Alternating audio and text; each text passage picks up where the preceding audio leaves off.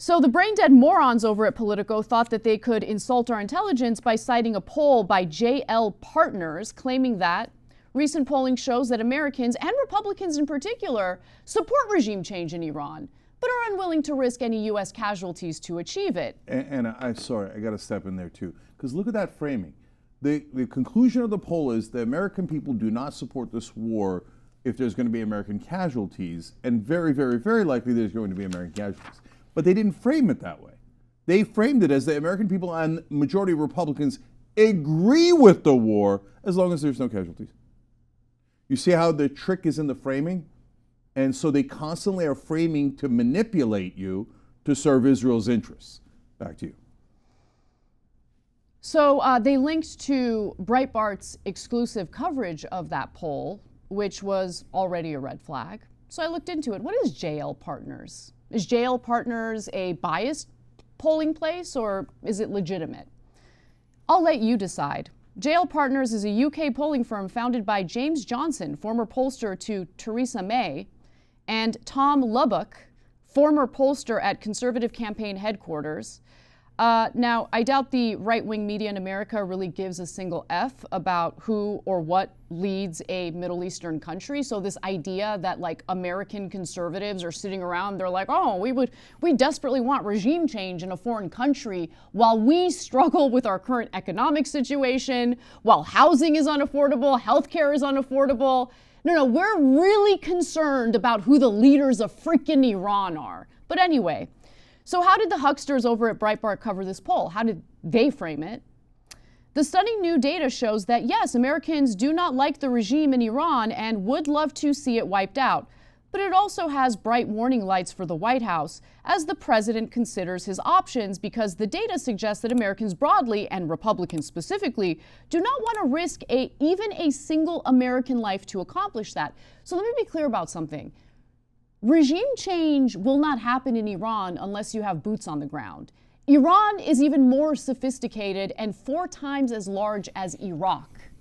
So this idea that we're going to just like do some airstrikes and the Ayatollah is going to get killed or is going to step down and suddenly we're going to have this wonderful regime change situation in Iran without boots on the ground is laughable. But that's what they want you to believe. So this just gets started. That's what Israel wants. The White House wants to manipulate you into wanting it, into thinking that it's going to be super easy, that there won't be any boots on the ground. But if you buy that, you are the most naive person on the planet.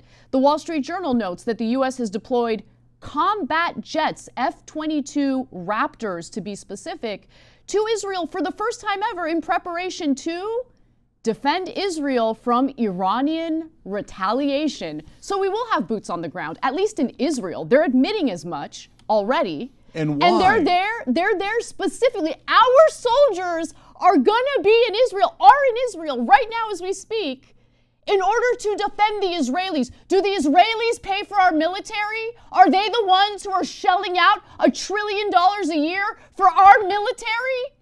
No, they're not. We pay for our military. Why are our soldiers based in Israel? Why do we have F-22 Raptors in Israel in order to protect Israel? Yes. Can you explain it to me? Yeah, well, I can. First, they're there to get killed. If they get killed, Israel's going to throw the biggest party in the world and be like, now America's forced into our war. Now you serve us loyally. Now, why do I need my troops there to get killed? Why would I put them there? You have to defend our special ally. Okay, but why do I have to defend our special ally? Because they're about to start a war. No, wait. If they're going to start a war, they should defend themselves. They shouldn't put our guys, Americans, in the front lines to get murdered, to get killed, so that we'll get dragged into a bigger war, and we fight it for them, just like we did in Iraq. Same BS excuse of weapons of mass destruction. We're here to help the Iranian people. That we're going to be greeted as liberators. It's going to be easy. Don't worry. Regime change will magically happen by itself. I've now debated half a dozen pro-Israel guys in the last couple of days alone, and they all say the same thing. Oh, it's going to be easy. Oh, yeah, it'll magically cure itself. But remember, put the Americans up front so they get killed first, so we could pretend that this is America's war. The U.S. has sent Army troops to Israel to operate the THAAD anti-missile systems and has previously stationed ballistic missile defense-equipped destroyers near Israel to help protect the country from missile and drone attacks. Because that's why we spend all that money on our military, so we can protect a foreign country that doesn't contribute anything to our country or to our military. One other thing, Cenk. Dennis Ross, former senior U.S. official who has worked for both Democrats and Republicans, says operating aircraft from Israeli bases is a first. So I want to be clear, we will have troops on the ground, in the very least in Israel, to protect Israel. For a war of choice, that's what this is. War with Iran is a war of choice. It's not about protecting ourselves. Their missiles can't even reach the United States. Why are we spending $1 trillion a year on a military that is now being deployed and used by a foreign country? So I'm going to go to that Netanyahu clip in a second, Kate. I'm telling my producers here, because I want to show you guys how this is a 100% redo of the Iraq War. Same exact talking points. But get a load of the temerity of Israel to say, now we're going to start a war, and we want you guys to get killed first. And you owe us a defense of our country as we aggressively attack another country and kill God knows how many people in that country. And we demand it. We demand that all of our neighbors be defenseless. They're not allowed to have any nuclear weapons, makes sense. Nuclear energy that everybody else is allowed to have. They're not allowed to have ballistic missiles. They're not allowed to control their own foreign policy. They're not allowed to do anything that Israel doesn't agree to. That's why we're going to go kill them, to make sure that they comply with our wishes, not their own people's wishes. And that's why you must protect us as we launch this war. But don't worry, it's going to be super easy. Now we have it, Kate? All right, now let's see if they made a similar argument before the Iraq War. If you take out Saddam's regime, I guarantee you that it will have enormous positive reverberations on the region. Oh, he guaranteed it. And did it have enormous positive reverberations for the region? No, they're gigantic liars. The Israeli politicians have been lying to us our whole lives. They've been manipulating our government and our media. They've taken $330 billion from us. That's not normal. That's not normal at all. Imagine if we gave $330 billion to Mongolia. People would be like, what the hell did you do that for? But when you ask it of Israel, they're like, how dare you, you anti-Semite? Give me your wallet. Otherwise, I'm going to say that you hate Jews, and I'm going to ruin your career, and you're never going to be allowed to talk again. Ha ha ha, I don't work for Israel. Ha ha ha. Ridiculous, man. Our media is totally and utterly corrupted. That what, they didn't notice that they took $330 billion? How come they never say that? They didn't notice that 94% of Congress gets money from the Israeli lobby? In fact, if you say that, they say that is correct. That is a correct fact.